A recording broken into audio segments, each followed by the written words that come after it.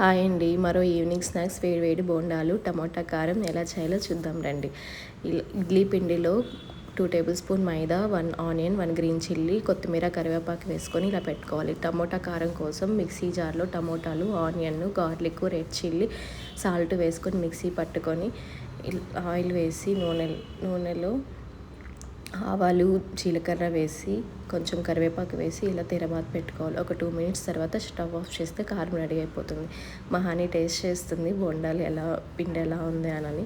So బోండాలు నూనె వేసుకొని ఇలా నూనె వేడయ్యాక బోండాలు వేసుకొని ఇలా రౌండ్ షేప్ రావడానికి నేను ఈ స్పూన్తో వేస్తున్నాను. సో దట్ రౌండ్ షేప్లో వస్తాయని. సో ఇలా నూనెలో బాగా అటు ఇటు వేయించుకున్న తర్వాత బ్రౌన్ రంగులో వచ్చాక తీసేయడమే, బోండాలు రెడీ అయిపోతాయి. సో ఇలా అయ్యాక బోండాలు తీసేసాక కారం వేసుకొని వేడివేడిగా కరకరలాడుతూ అదిరిపోద్ది కదా. ఈవినింగ్ స్నాక్స్ యమ్మీ యమ్మీ రెడీ అయిపోతుంది. మా ఆయనకి ఇస్తున్నాను. నేను టేస్ట్ చేసి సూపర్గా వచ్చాయి.